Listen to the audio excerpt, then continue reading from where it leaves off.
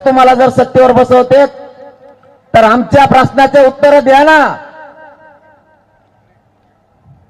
आमचं फडणवीस साहेबांना म्हणणं आहे आणि एकनाथ शिंदे साहेबांना म्हणणं आहे, तुमच्या बावनकुळेने आमच्या नोंदी रद्द केल्या, का केल्या याचं उत्तर द्या.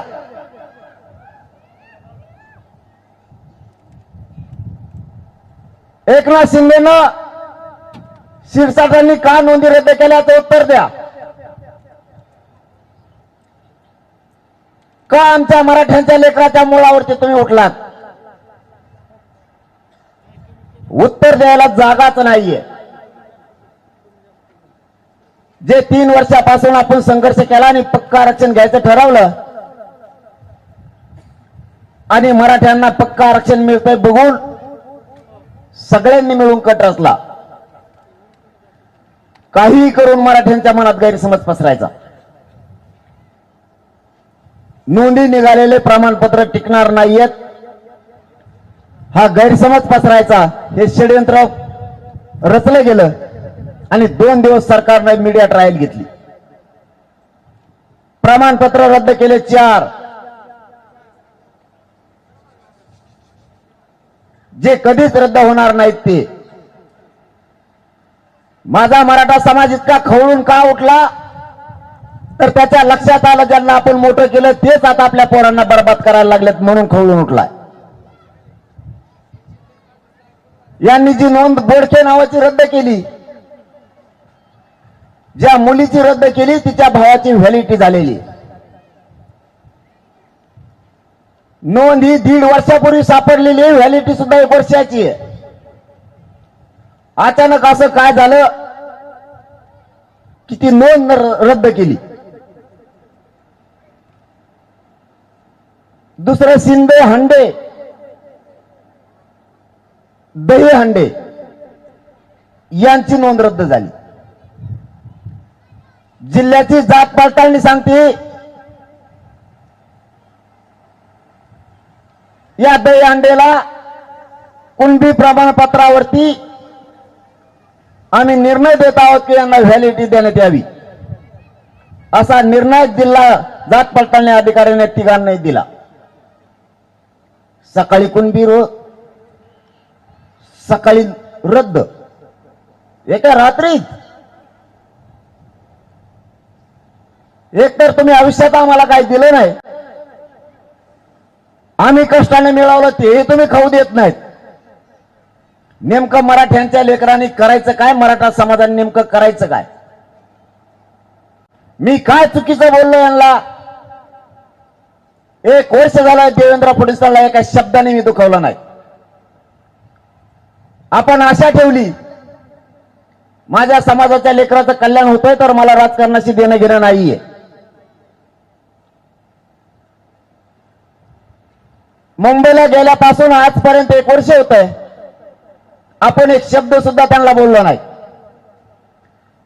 पण तुमचा बावनकुळा जर आमचे प्रमाणपत्र रद्द करतोय तर मी मात्र तुम्हाला सोडणार नाही. कारण आमच्यासाठी आमची जात महत्वाची आहे, आमचा बाप आमची जात आहे, आमचा समाज आमचा बाप आहे, पक्ष आणि नेता आमचा बाप नाहीये. तुमचा असल, तुमचं रक्त कोणतं आहे आम्हाला माहित पण नाही. एकतर बावनकुळे हे कवा ऐकलंच नाही, 96 कुळे ऐकलं,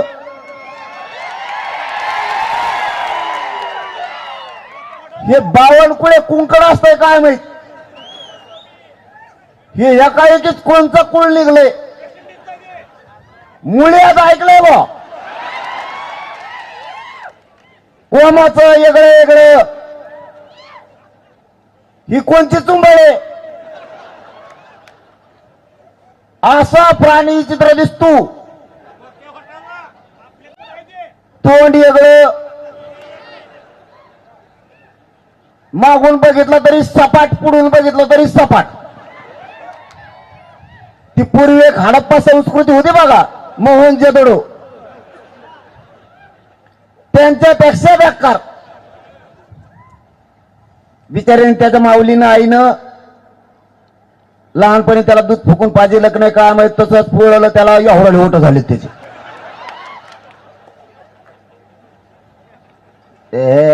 एक न जाऊन ते काय आलं आलपाडर आमच्या मध्ये.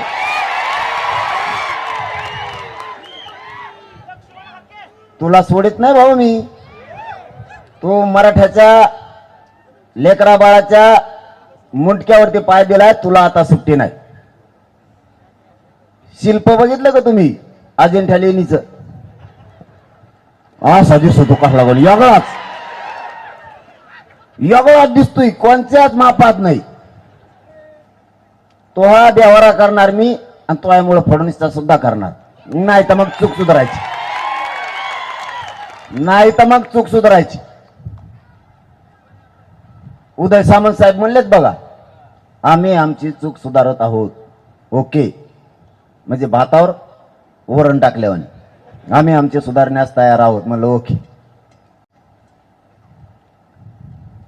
तसंच फडणवीसांनी सुद्धा त्यांची चूक सुधाराव. आम्हाला राजकारणाशी देणं घेणं नाही, पण नाही सुधरले रे बाबा. आता सामना मराठा संघ आहे, सामना मराठा संघ आहे, जमून होणार आहे. आता यांचं ना मस्तीच उतरायची आपल्याला एकदा. होऊन द्या त्याच्या आयल जे होईल ते होईल. ह्याने काय केलंय, कुणाला बेजार करून टाकले, शेतकऱ्याला बेजार केलंय. कोणाच्या मागे ती ईडी लावते, ती एकूण कुणा आणली का येड्यागाडीची, लगेच भाजपमध्ये व्हा. दुसऱ्या सकाळीच माणूस. आमच्या तिकडे एक जणांनी फॉर्म भरला होता. आता ती 3 जिल्ह्याची निवडणूक होती ना, त्यात एक जणांनी फॉर्म भरला आणि नुसतं गाडी पशीच आलं, बाहेर उतरू. त्याला खाली उतरूच तर त्याचा ड्रायव्हर जवळ नोटीस होती, तुमच्या कारखान्याची चौकशी का करण्यात येऊ नये. तिथूनच माघारी गेला आणि का फॉर्मच काढून आला. यांच्या डोक्यात माझ. यांना वाटतं आमचं कोणी काही करू शकत नाही. आता मराठा संघ सामना आहे, तुला बघतोच आता कस काय काय करतो ते. तुम्ही चूक सुधारू नका, मग तुम्हाला दाखवतो हिसका आता कसा असतो. ती गाठ आपल्या संघ आहे. बावनकुळे गेलेलं आहे तर मी बी गेलेलो आहे.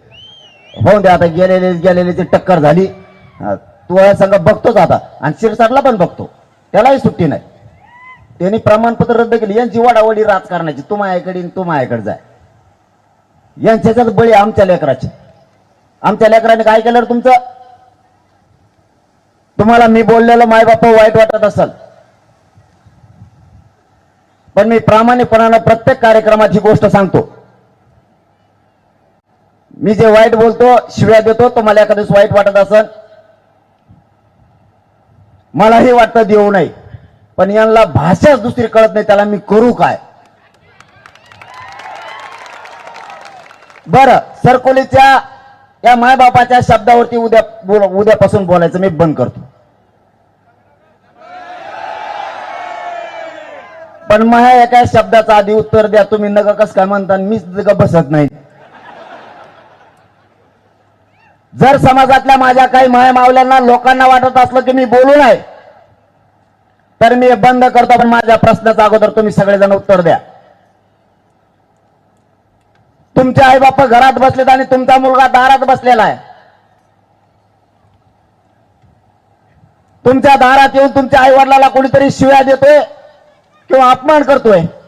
दारात बसलेलं पोरग गप्प बसन का? जर ते शिव्या देताना पोरग गप्प बसत असलं तर ते आपल्या पोटचंच नाही. मी माझ्या समाजाला मायबाप मानलाय. माझ्या समाजाचा कोणी अपमान करत असलं, पोरांचा वाटोळ करत असलं तर मी गप्प बसणार नाही, घोडेच लावणार. आम्ही काय कोणाच्या बापाचं खात नाहीत. आमचे कष्ट आम्हाला करावे लागतात. आमच्या समाजाच्या मायबापाने स्वतःच्या पायाला चप्पल घेतली नाही, डोक्याला तेल लावलं नाही, पोटाला चिमटा घेऊन 1-1 रुपया मागे टाकलाय आणि लेकरं शिकवलेत. प्रत्येक आई बापानं माझ्या मराठ्याचं स्वप्न बघितलंय. लोकांच्या बांधावरती किती दिवस कामाला जायचं, किती दिवस कंपनीत कर्मचारी म्हणून काम करायचंय, किती दिवस उसत ओढायचे, हमाल्या करायच्या. म्हणून पोराला आणि पोरीला शिकवलंय. स्वप्न बघतोय माझा मराठ्यांचा बाप, माझंही पोरगा किंवा पोरगी अधिकारी होईल, त्या दिवशी आमचा सुखाचा संसार होईल. म्हणून आमच्या वाट्याला कायम दारिद्र्य ठेवायचंय का आमच्या लेकीला अधिकारी व्हायचं नाही का? पाप केलंय माझ्या मराठ्यांच्या पोरांनी फडणवीस साहेब. इतके दुर्दैवी निर्णय तुम्ही घ्यायला कशामुळे लागलात? माझा एकट्या मराठ्यांचा समाज देवेंद्र फडणवीसांनी का टार्गेट केलाय? उत्तर तरी द्या. माझा मायबाप समाज मत करतो तुम्हाला, आमच्यावरच उलटवणार. आम्ही जन्म नुसता अन्याय सहन करायला नाही घेतलाय.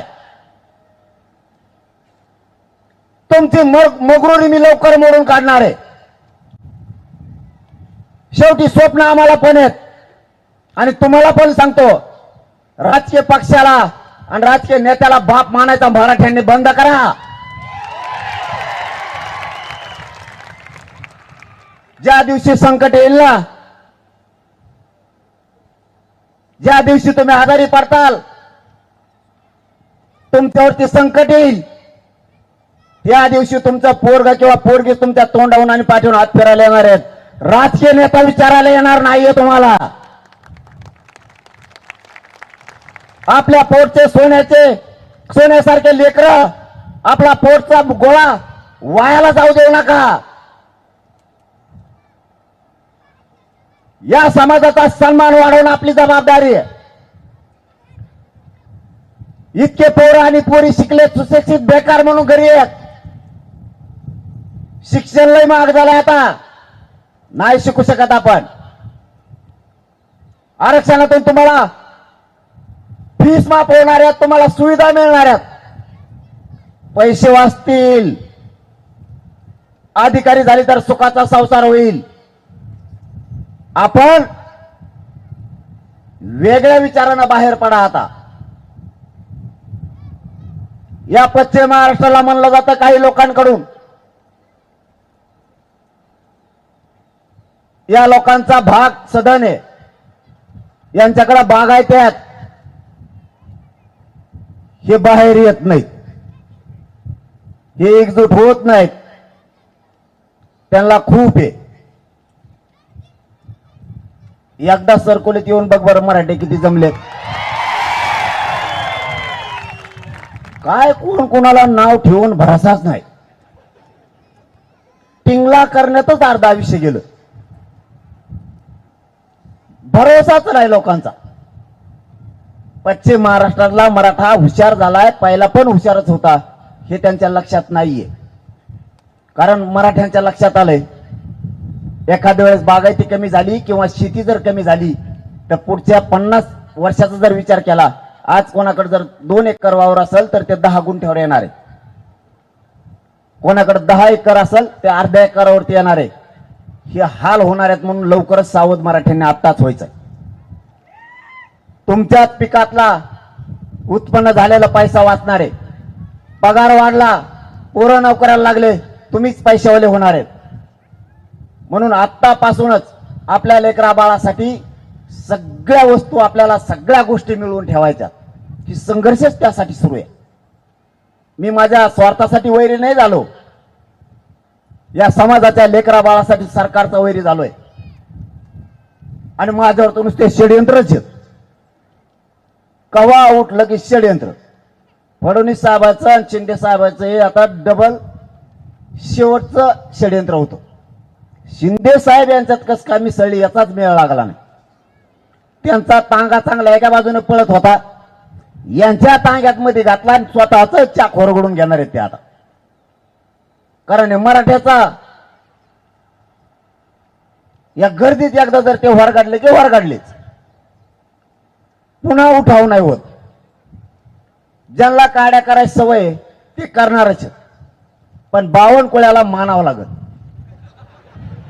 हो ना यार, त्याला मानावं लागत. त्यांनी देवेंद्र फडणवीस पुरा अडचणीत आणलाय. काय ठरलं का काय त्याचं यावल्यावल्याचं त्याचं. आपण खोटे आरोप करतो का. मी म्हणलो का या आरक्षणात काडी घालायचं काम छगन भुजबळनी केलं, धनेनी केलं. आपण खोटे आरोप करतच नाही. आपल्याला खरं बोलायची सवय. जेव चुकला त्याचा निटोबा काढायला मी आहे, तुम्ही नका टेन्शन घेऊ. त्याची मथुरा पाण्यातच बुडीणार आहे मी. लय वळवळ करतो ना, त्याचे काहीच ना करू तुम्ही. त्यांचं आधीच कसं होतं ना आताच कसं बघितलं असेल ना. आता फक्त एवढंच असं करते ते, बस. दोनदा तीनदा हाली देत हाय का त्यात मला तिथून वरून बघत लावला कशाला. ते करतो मी. त्याचं जन सध्या सोडून दे. ते चिल्लर झालं आपल्या पुढं आता.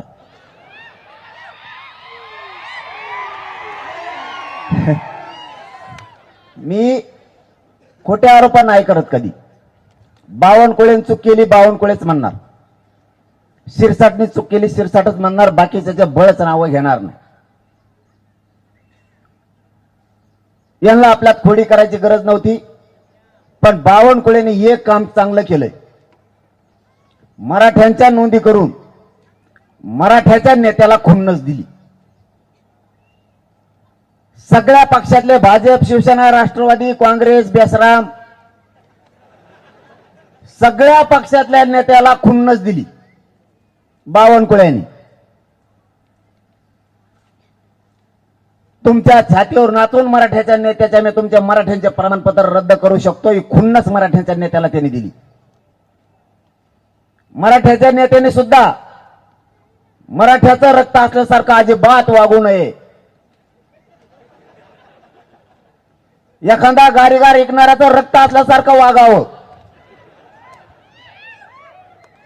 बावनकुळ्यांनी दाखवून दिलं मी मराठ्यांचं वाटोळं करू शकतो, बरबादी करू शकतो आणि करून पण दाखवलं. छाती ठोकून सांगतोय मराठ्यांच्या नेत्याला, तुमच्या डोळ्या देखता मी मराठ्यांच्या पोरांच्या अन्नात माती काढली, विष काढलाय म्हणून. पण आमचे सगळ्या मराठ्यांचा आग्रह आहे, मराठ्याच्या एकाही नेत्यानं याच्यावर बोलू नये, मजा बघावी. अजिबात बोलू नका. जितकं मराठ्यांच्या लेकीबाळीचं लेकरा बाळाचं वाटोळ होईल ते उघड्या डोळ्याने बघा. मराठ्यांच्या तुम्ही पोटी जन्म घेतलाय, इतकं गार रक्त कसं रे तुमचं. तुमच्या डोळ्यात आता एक बावनकुळा मराठ्यांच्या लेकराचं आयुष्याचं वाटोळ करून जीवन उद्ध्वस्त केलंय. झोपतान म्हणा पाणी फिने हा ना 2-4 बादल्या महापारडा फेसन तुम्ही हा ना डुकल्या.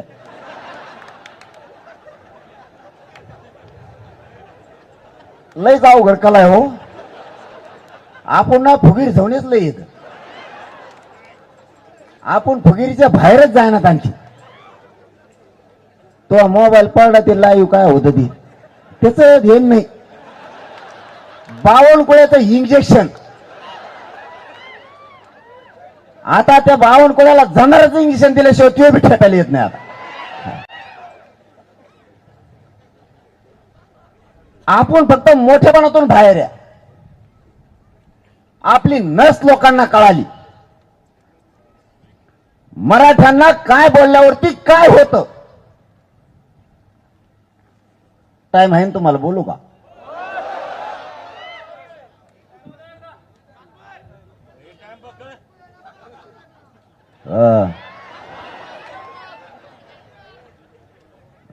गांडी बोल म्हणा मला रातभर ठोईतच. आणि तिकडे मराठी अख्खं वातावरण राज्यात उसळलंय. त्यांच्याकडे काय जाऊ रात्रीची ते माड्याची बैठक दुपारा 3 वाजता होती, 1:30 वाजता केली रातची. जातवान मराठी मला बी अभिमान वाटतो. एक बी उठला नाही. जातीत जन्माव तर असल्या मराठ्यांच्या जातीत जन्माव काड्या करणाऱ्याचा जातीत नाही जन्मायचा. काय करायचं ते समोरासमोर करायचं, हे छत्रपतींचे विचार.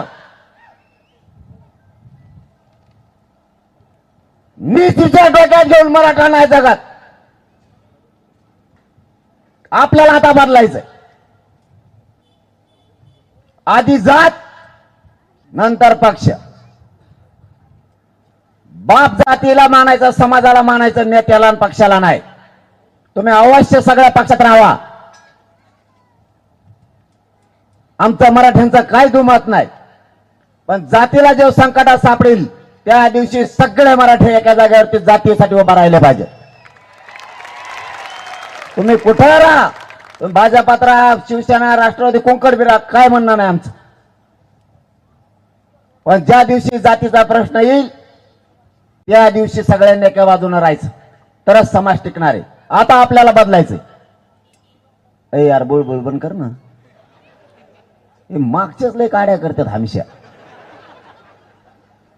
मग नाही सोमवार राहत मला, मग तळमळ तुमच्या लेकरासाठी. महाजीव चालला हे लेकर सुखी करायसाठी. 3 वर्ष झालं ना घर बघतो ना लेकरा बाळा बघतो.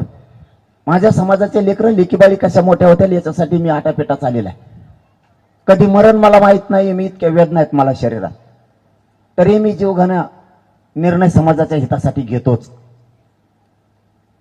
शेवटी मी मन मोडून टाकली. लाख मेले तरी चालतील, पण लाखांचा पोशिंदा जगला पाहिजे. ती मन मी बंद करून टाकली. लाख मेल्यावर पोशिंद्याला मागं ठेवून काय करतो? हागंदरी उठला ढुदूक त्याला माग. एक मेला तरी चालन, पण करोड लेकर सुखी झाले पाहिजेत या विचारानं आपल्याला चालावं लागणार आहे. मी माझी जीवाची बाजी लावून संघर्ष करतो, रक्त जातो रात्रंदिवस. समाजाच्या वेदना हाला अपेष्टा नाही सहन होत. एका दिवस 10-5 हजार कमी पडले तर 50 जणांचे उमरे जावं लागतात. आपल्या आई बापाला जरा डोके चालून बघा, मराठी डोके ठेप्याला आणा जरा. 10 जणाला विचारून व्याजानं पैसे काढून पोरग किंवा पोरगी शिकावं लागते. आणि नोकरीने लागलं तर उभं आयुष्याचं उद्ध्वस्त होऊन जात आहे. 1% हुकलं तर पोरग घरापर्यंत रडत येत आहे. आपल्यात काही म्हणणारे आहेत की आपल्याकडे भरपूर आहे, कधी उडण माहीत होणार नाही, लय मस्तीत राहू नको. रावण बी असाच म्हणत होता, माझ्याजवळ लय होतो, बायको नाही सापडली, पोरग नाही सापड. मस्तीच्या बाहेर येऊयात, युग खूप बदललंय. लोक जगाच्या प्रवाहाप्रमाणे वागायला लागलेत. आपल्याला पण बदलावं लागणार आहे. लोकांनी आपली नस ओळखली. एक तर आपल्याला चांगलं कोणी सांगत नाही.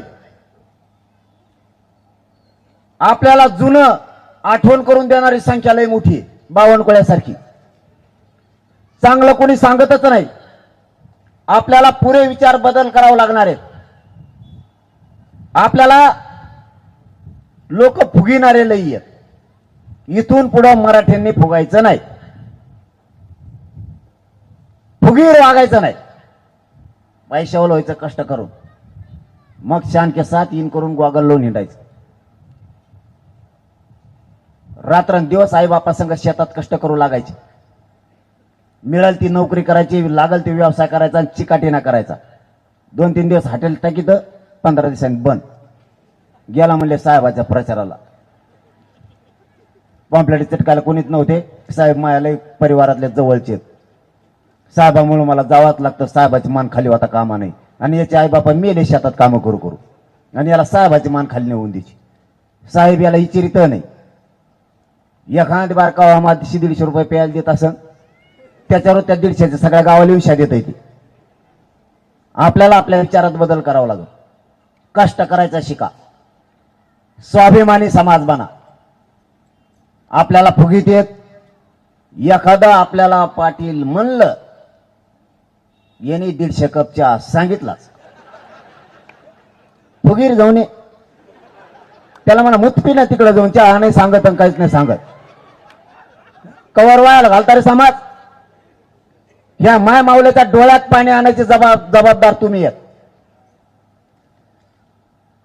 यांनी राब शेतात राबून तुम्हाला मोठं केलंय, पैसे कमवलेत. तुम्ही दारू प्यायला लागलात, लोकांच्या मागे हिंडायला लागलात, काहीच काम करणार. या माया मावल्याच्या डोळ्यात तुमच्यामुळं पाणी आहे. आपल्या आईच्या आणि बापाच्या डोळ्यात जर पाणी येणार असलं तर आपण कोणतं औषध आणि काम करायची, कष्ट करायची लाज काय?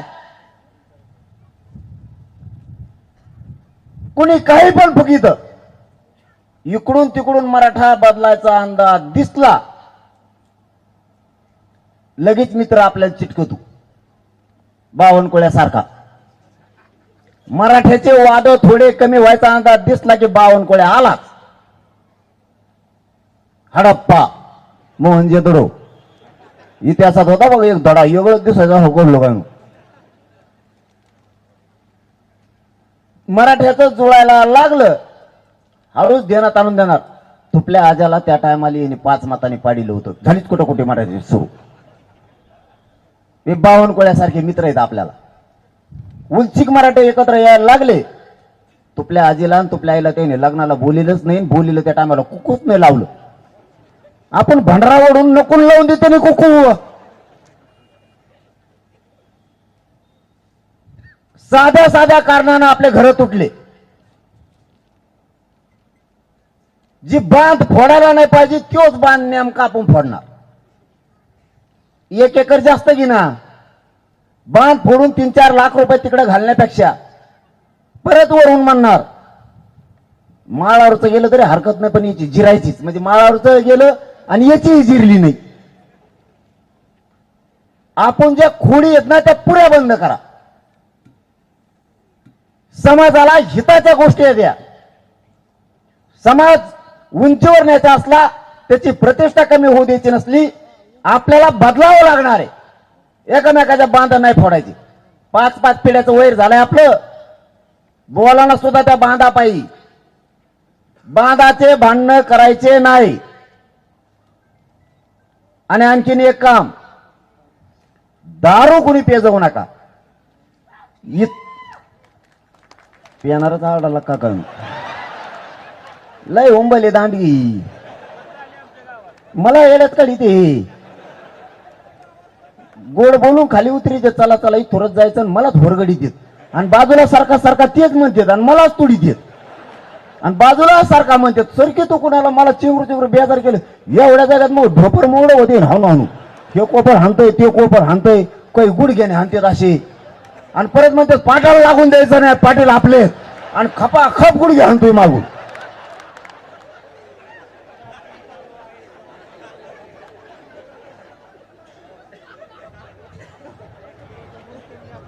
बावनकुळ्या तुला जर हे गुडघे लागले तर काय होईल?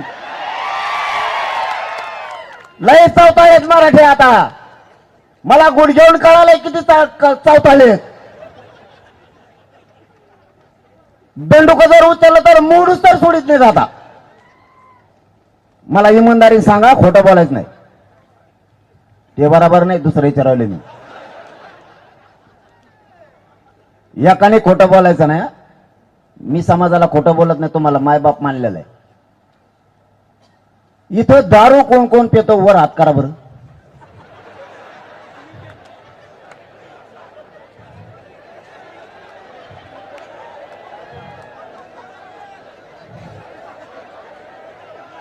दारू कोण कोण पितो वर हात करा.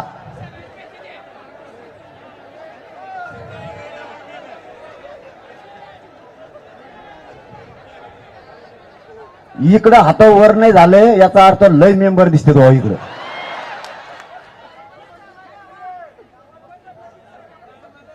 आणि मग तू कुठून पिऊन आला? आता बंद करायची. हा प्यायचे नाही बाबा. आता नाही हाणायची इथून पुढं. बंद. नाही टाकीत पाणी पुन्हा त्याच्यात. बंद आजपासून. मावशा हो एक काम करा गाड्या तुम्ही. हे जर दारू पेले ना यांच्या भाकरीच बंद करून टाका. मी तुमचा भाऊ म्हणून तुमच्या मागे भाकरी बंद करा यांच्या सगळ्याच्या. तवाई ठेपेली ते लाजा धरू आपण थोड्या. हे बघा सोन्यासारखे लेकरं तुमच्या घरी आहेत. ज्यावेळेस बाप घराच्या बाहेर जातो ना, लेकराला माहित नाही संध्याकाळी येताना बाप कसा येणार आहे. पाहुणे रावळे लय नाव ठेवतात, आपल्यावर हसणारे लई आहेत. उगाच व्यसनाच्या आहारी जाऊन समाज आणि तुमचं कुटुंब नका बरबाद करू. माझ्या काय बापाची पेत नाही येत तुम्ही, तुमच्याच पासून लोक तुटतेत. इज्जतीचा पंचनामा करू नका. दारू फिरू ह्या गोष्टी बंद करून टाका सगळ्या. आणि आपल्या महाराष्ट्रातल्या आरक्षणातल्या सगळ्या नोंदी आपल्याला मिळवायच्या. 58 लाख नोंदीचे प्रमाणपत्र घेतल्याशिवाय आता 29 ऑगस्टला माघार घ्यायची नाहीये. आणि त्यांच्या नेमकं ते डोक्यात आलंय की यांनी पक्क आरक्षण द्यायचं ठरवलंय. म्हणून हे मागचं 4 दिवस जे 4 नोंदी रद्द केल्या त्याचं मूळ कारण ते. जर 58 लाख नोंदीचे प्रमाणपत्र मराठ्यांना दिले तर 2.5 कोटीपेक्षा जास्त मराठा समाज आरक्षणात जातो. आणि एकदा जर मराठा समाज सुधारला तर जगाच्या पाठीवर प्रगत जात म्हणून फक्त मराठ्यांची असणार आहे. यांना 58 लाख नोंदीचे प्रमाणपत्र मिळू द्यायचे नाहीत.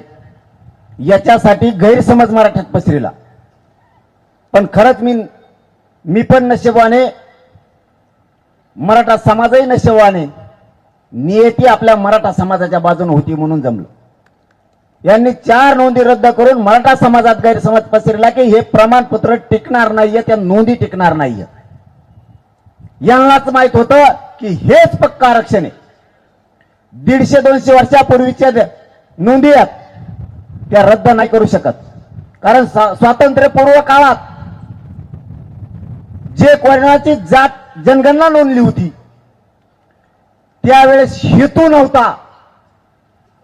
या हेतूमुळं ही जात लावत आहोत असा स्वातंत्र्यपूर्व काळात हेतू नव्हता.